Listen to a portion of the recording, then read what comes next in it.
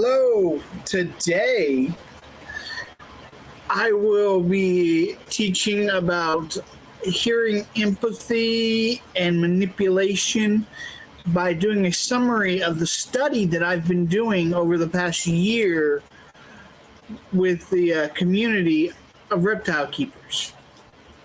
So I've interviewed a bunch of people and asked questions, and I have found quite a few things. Now, I think it's best to first start getting into understanding empathy as a neurological subject. So I bought a brain. Yes, I bought a brain. It's wild when you tell people, you know how hard it is to buy a brain? Boy, that summarizes society pretty highly. But it is. Like, it's actually, like, I had to order this from New York. I'm like, seriously? Like, wow. But it's nice that I have friends that are like, oh, man, dude, you can go to the hospital or go to the local college and see if they've got something. It's like, seriously? Like, I've got friends just like that, so that's pretty cool that I've got that. So if your right side of your brain controls the left side of your body, left side of your brain controls the right side of your body. It's very fascinating. But the left side of your brain also has your memory retrieval in it. All these creases in the upper atmosphere of your brain, this outer atmosphere, is where all your memories are stored. And your imagination is on the opposite side of your memory, and it's a retrieval system as well. Not necessarily where your imagination is, but it's actually on the right side of your brain. And that's why they say that weird shit. There's a lot of other stuff here, but it retrieves from the creases. And so that's depending on long-term, short-term stuff. So understanding that, and what we understand about empathy is that we're all born with it. But we're born with a form called modeling. Now modeling is actually underneath. I can't get this off of my arm the way it is. But underneath this first pad here, right, it's not in the crease, it's underneath it. Like that. So therefore, that's where your actual modeling is around this area underneath it. Well, your memory's back here. Now, understanding that your myelin wraps around your brain, and the more it's used, the more myelin wraps around it. So we could see a pathway going from your frontal lobe, which comes in about 22, 27 years old. And we could see that pathway going from empathy to imagination. So modeling is if I yawn and you yawn, that's modeling. But yet, we don't often think about empathy as just simply modeling. We think about empathy as putting yourself in somebody else's shoes. What I've kind of started to think about is that you pretty much have to connect the two. And so that means somebody needs to increase their imagination to really be great at this. And this is the part, there'll be some point in time where I will get into neurodivergency, but not on this episode. So what we're understanding here is that if there's a connection between the two, stronger that connection is, the more you empathize. Like, the better you can imagine, you can use your imagination to understand another person or another creature. And so this really explains a lot how a grown man or woman could actually be in the real world and never be able to go, well, that person's going through this, because it has to use their imagination. And that takes development to really, truly grow that. Say, your frontal lobe is a brake system. I've learned this stuff so much that if you yawn, I'm not going to yawn. But I can feel it. It's really wild. And so let's think about it that way. So when we look at that, so I did an interview a while back with Keely and her husband from Three Sisters Rescue and Bill Stewart. If you don't know who Bill Stewart is, he's an amazing man. And it was, what kind of people do hospice for reptiles? He asked a question of, let's put yourself in your animal's shoes. This is not a question that gets asked too often. We often don't want to think like this. The animals are just mindless beasts. They don't know anything. But these guys had two different answers, but they don't sound that bad. And so what do you think their feeling for the day is? Like, just put yourself in their shoes for the day. Put yourself in the booth, for example. So I could do that. We are making a leap in assuming that reptiles have those kind of feelings. What's it all about? Why am I trapped in this pond? But their basic needs are met. So they have the right temperature, clean water. They have access to food. They have access to basking. They have access to UV. So all of their basic needs are met. If I go up the hierarchy, they have stimulation and enrichment in redecorating their cage to provide enrichment, using different foods to provide enrichment. It's not just pellets every day, but sometimes it's shrimp, sometimes it's this or that. Having access to my outdoor pond where they get natural sunlight. So I feel like they're content. They don't show any signs of stress. They don't show any physical ailments. They have a clean bill of health for all intents and purposes.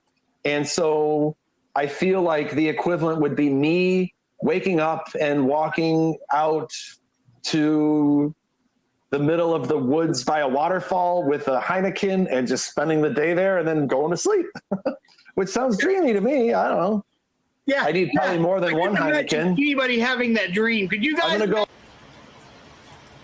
See that? Listen to what he was talking about. We will use a chart that I got the last time I did an interview with Bill Stewart that I made from that interview. And we will talk about what we can take away, the differences here. Bill Stewart's an amazing man. But that right there did not feel like he used his imagination to truly put himself in the animal's shoes. But he still understood the animal. There is a difference there. So it maybe not using the most amount of empathy. Keely is a very empathetic. What about your rabbits that you had? So the first ARBC. Now, every single person that I've asked this has a delay, but they have to think about it. None of this is just instantaneous, which is important to note. If somebody is literally super fast stuff, there's a couple of things that are happening, but they're always manipulating you because they've already thought about the answer. And even people that are manipulating you are still, and we'll talk about that with the Samson video, where Brian Costco interviewed Samson. But everybody should have this. If there is no delay, they are manipulating you. The question is not if they're manipulating you, it's why are they manipulating you? Because there's lots of things that out there in the world that I'm sure most of us would be very supportive of.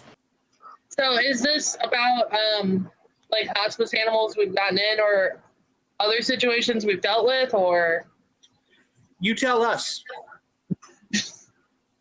So probably one of the most memorable animals in the in Three Sisters that we have personally rehabbed would have been an Annery corn snake that was surrendered last year.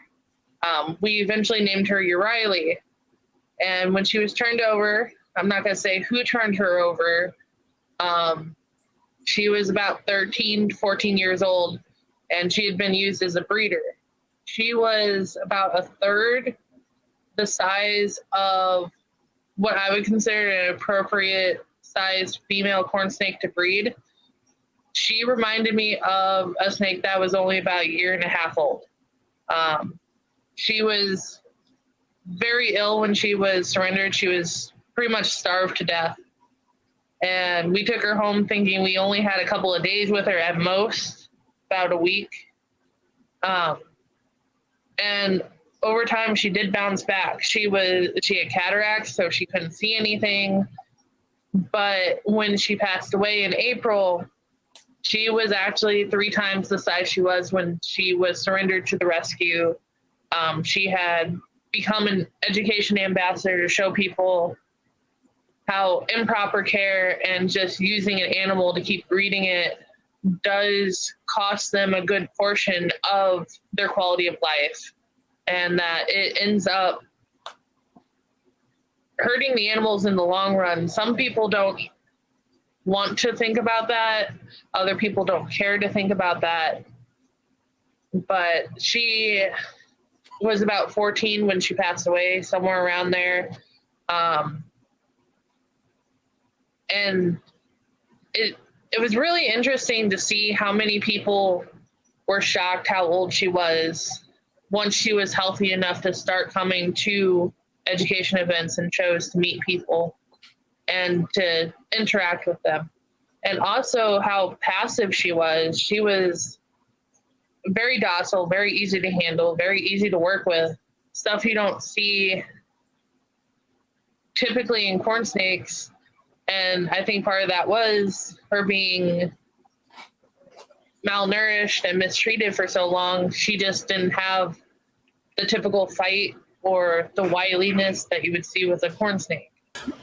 That wasn't the question that I was asking before, but it was interesting how she tried to imagine that the snake, like you could see it, that she was, and hear it, that she was trying to imagine what the snake was experiencing, why the snake was behaving that way.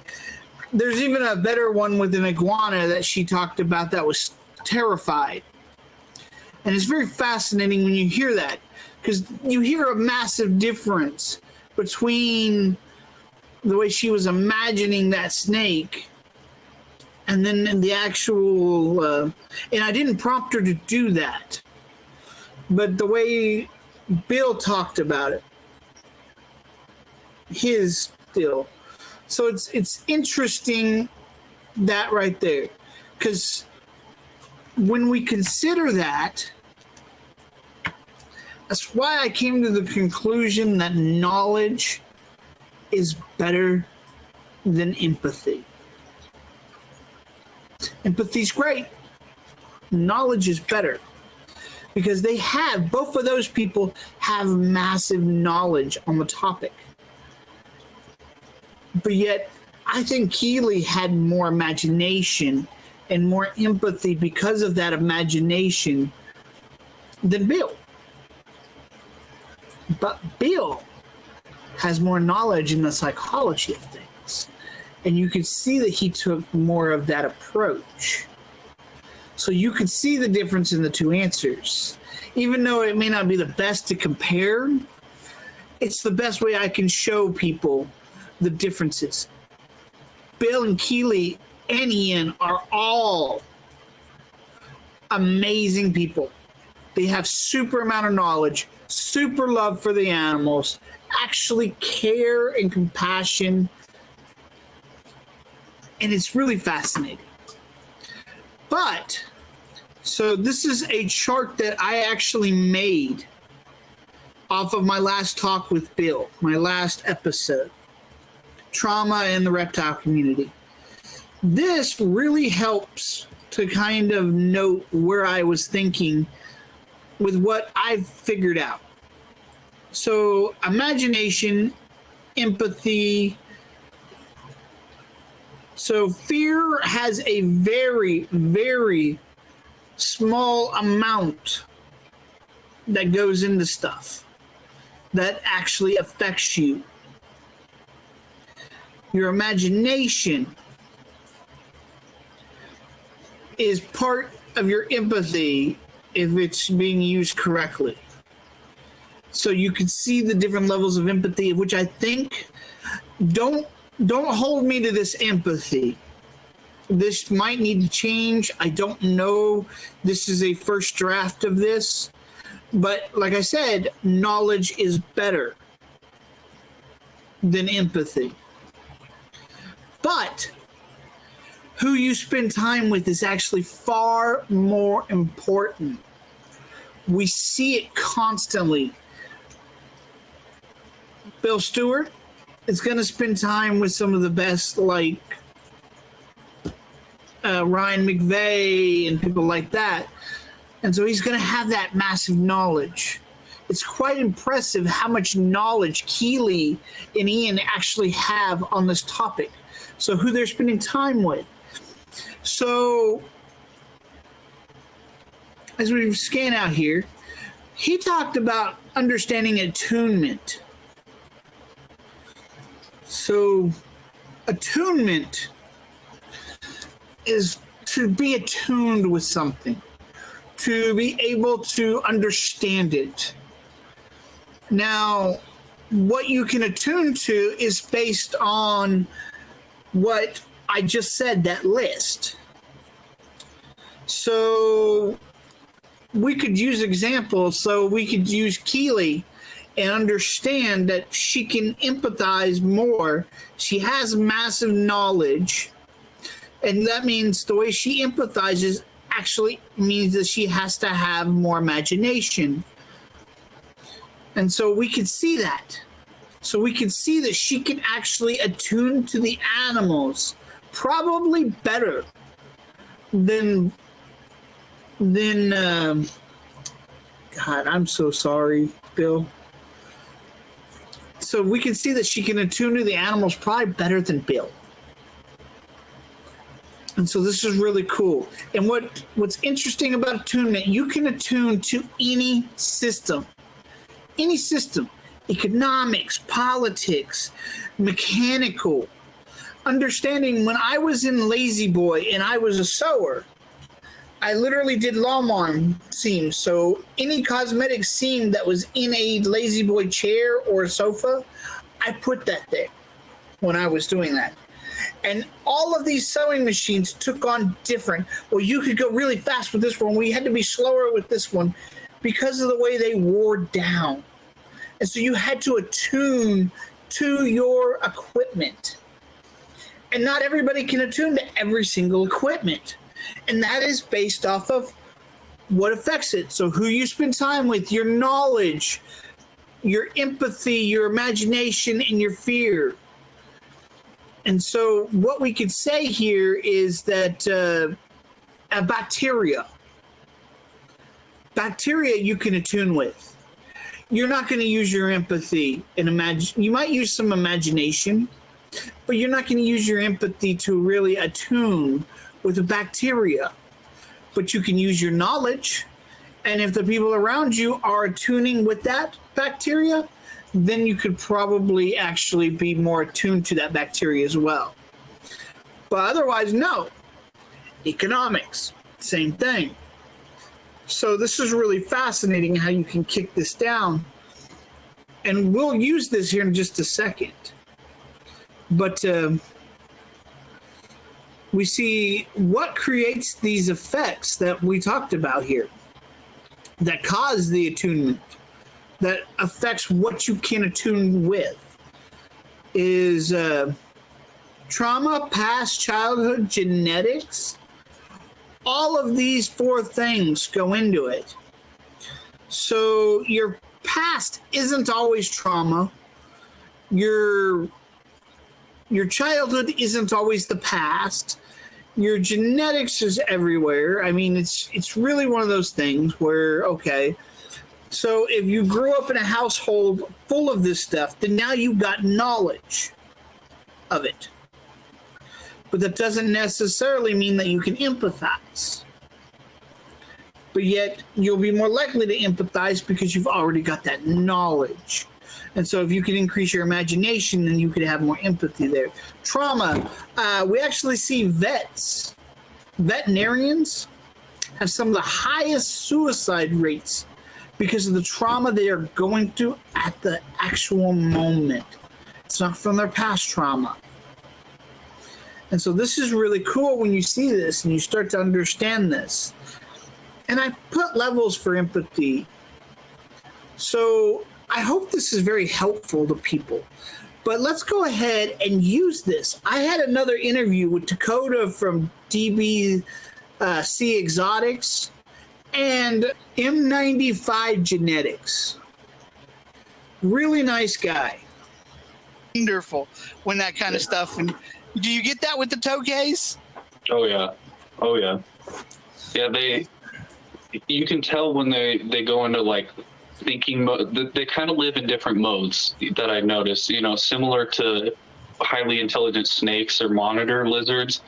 So like you have feeding mode, obviously, so they're just in over prey drive, hyper reactivity to any sort of movement. They key on really fast movements and they'll pounce on it like with very little hesitation.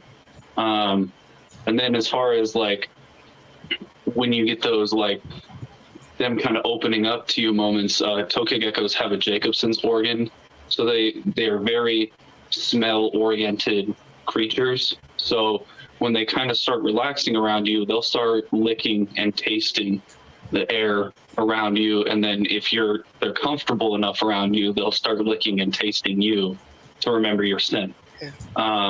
So once you get that behavior, you're like, okay, they're thinking now. Like it's curiosity mode, and it's a really that you get to experience with a gecko, because it's not common to have to sew a relationship with all these little positive threads into a strong relationship one day over time. You know, it's an investment with them, but it's very rewarding.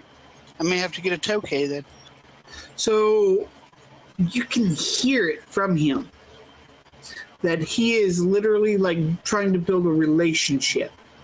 So it's very fascinating. So let's go back from that clip and let's see where this fits on our chart.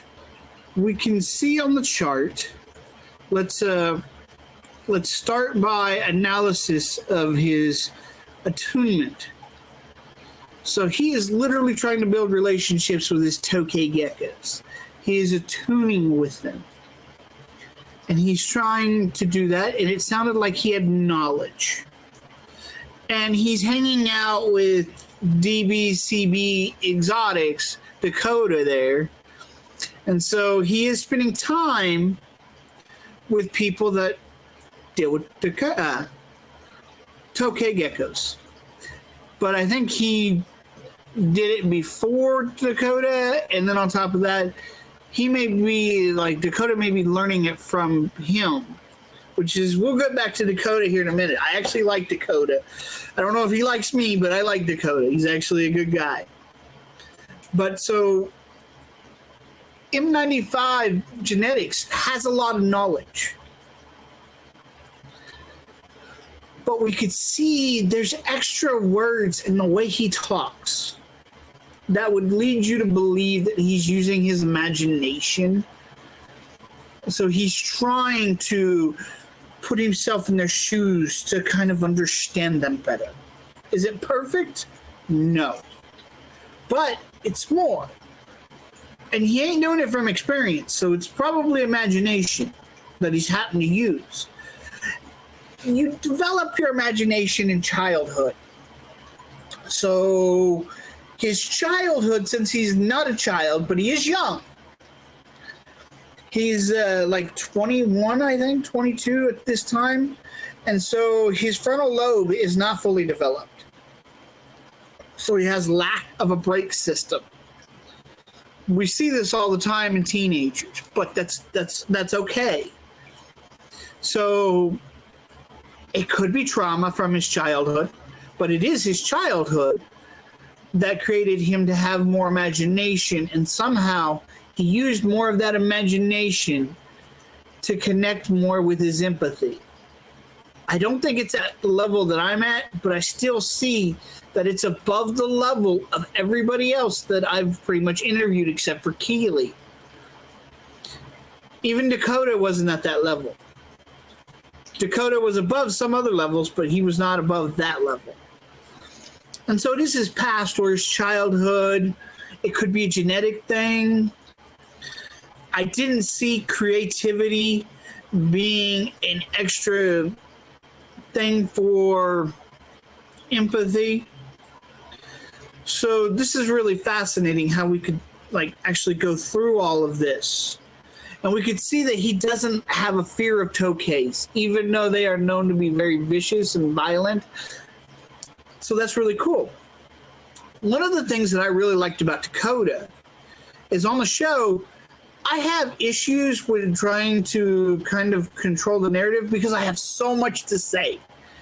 I could talk for days. I've thought about just having a freaking 24-hour talk fest where people can ask me whatever they want for U.S. art or whatever. I mean, it's really fascinating. I would love to do it for Rescue or U.S. art. Either one's fine. And so Dakota kept stopping me when I would go off, and he wasn't trying to control the conversation. He would literally give the control of the conversation to M95, which I loved. I mean, oh my God, high five, Dakota. If you're watching this, high five. Understanding that Dakota is attuned with M95. Boy, that sounds weird, but he was attuned to the situation. And so he probably spends time or has spent time in the past with people that he had to protect or try to encourage. So he has that knowledge. And then his empathy may not, I didn't hear massive amounts of imagination and empathy, but it was probably more imagination towards his empathy than Bill, but not a bad thing. It's not that far off. Nothing I would go, oh my God, this is special. But the other stuff was. So he was using his imagination and going that, or maybe not even using his imagination. This may be an empathy from his experience of, as a child, maybe being put down more where he was never picked up. So it's really fascinating that we can see attunement. We can go down the list over here and we can work with what affects attunement. And then we can start looking at, okay, so that would be trauma. So if his childhood had a trauma where he wasn't elevated, nobody cared about his opinion at all, and people constantly talked over him and stuff, he would not want that done to other people, which is really cool. Keely was an abuse victim as a child. She said it on the show, otherwise I wouldn't have said it. And so we see that her past childhood trauma also probably increased her imagination and empathy.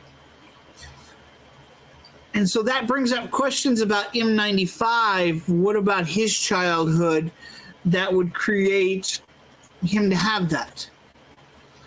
But that doesn't mean that is how that went.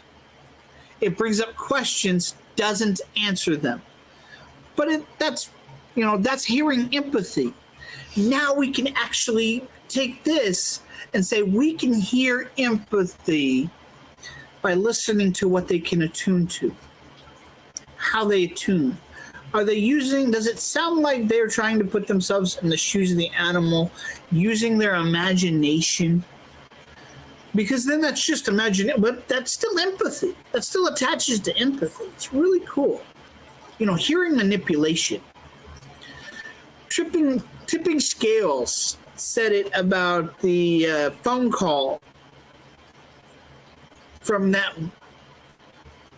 retic breeder that was upset with the guy from Dubia.com. And it's like, well, Tipping Scales said it best. He's like, the guy never even talked about the animals. He keeps saying it's about the animals, but he never talked about it. Because that guy's trying to manipulate the system. He doesn't want to lose his source of income, which is perfectly understandable. But we can also go back in the Samson thing. This right here, this episode where Brian Costco interviewed Samson Pruitt. Now, understand that I like Brian Costco, and since he's the only one that's willing to do this, it's kind of a but he allowed Samson to have control of the conversation. Samson still had delays, but you could see that he was using his, almost like he'd pre-planned what he was going to say, probably because he said it quite a few times, so often. So this interview that he had, he never once tried to push Samson to talk about the animals. He let Samson have control of the conversation, and that wasn't appropriate for the situation. But he's not trained to do this. Brian Costco comes off as a great guy, but he is not trained to do these interviews. He doesn't know what he's looking for, which is okay. But I would love to have Brian Costco on and talk about these type of things. There was an interview that he did with Phil Gross of US Arc, and Phil's like, yeah, we weren't the only ones involved. And Brian Costco goes, yeah. No! Follow up on that question. Who else? I had so much struggle trying to figure out who else was there until Daniel Parker of US Arc Florida. And then I got some answers. And I'll be talking about that stuff eventually.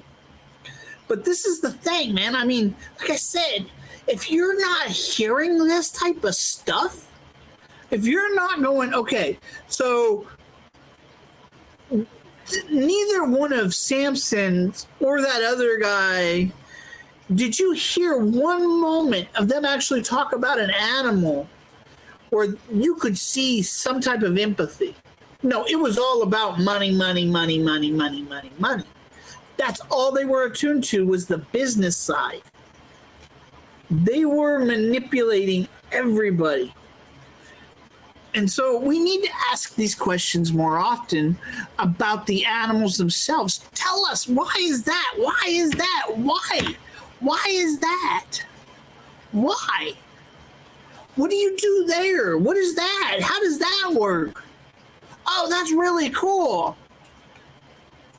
Like, when I talk about the animals, it's, hey, the guy's blind. He loves this. He can only smell this. This is, he has a sensory here.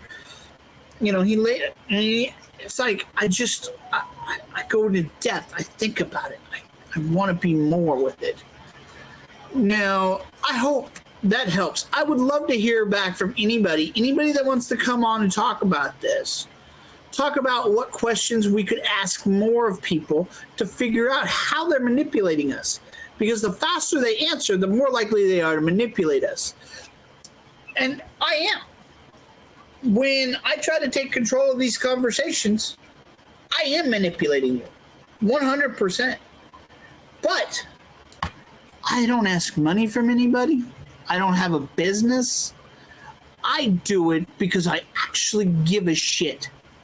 I'm a real scientist. Most real scientists do their jobs not because they make the most money from being a scientist. It's because they actually want to help people. They want to fix things. They want to create better. They want to do better. So I hope that's what you take away from this, is to actually pay attention. And I would love to talk about this more and understand that when you do see that, when you see people taking control, like I did on a lot of my interviews, I don't feel like a lot of the people I've interviewed have my knowledge. And so it's really a struggle to give over control, because I don't want to ask you if you have empathy. You're going to say yes. I want to hear it. I want to hear that empathy. And we can kind of see why now. And we can see how successful the study was for me. How I can actually use what I've been learning with Bill, and we can create more out of it. So if you're not hearing that empathy, that knowledge, that understanding, then they're probably not hanging out with people that are in those types of fields. They probably need to do better. I actually want to leave you guys off with something. So understanding that not everybody's going to have a great imagination, and it's going to be super hard to put themselves in an animal's shoes. So I've got words from Ryan McVeigh that you should all hear. Quebec. So just one of the things is you like really putting yourself in there. One of the things I guess I don't really even think about, but one time where I really do that, it's less on an emotional state, but one of the ways that I really try and empathize with my animals in that regard is when I'm creating microclimates and understanding how to build their habitat. Like, okay, my animal wakes up and he's in his hide, then he comes out. What does it see? What is it coming out to? Is it coming out to me on the glass like a big, bald, scary monkey? Or is it coming out to, multiple layers that it can kind of wiggle through and judge where it wants to be? And how is it able to bask and feel comfortable? How can I let it see that? Not just how I see it, but how they see it when they come out and utilize those things. I have a borescope camera, Wi-Fi camera, and I run it down into holes and stuff and in cork tubes, and I want to see how they're seeing it so that I can see if it makes sense from their perspective, even though to me it looks cool. It might be totally stupid when you go into the tube and it's all jammed in each other and they can't even use it. So in that regard, yes, definitely. I think that is great. So actually trying to understand how your animal sees its enclosure is how we all should be. And I just want to say, everybody that stuck around this long, I love you. Thank you. You guys have a good day.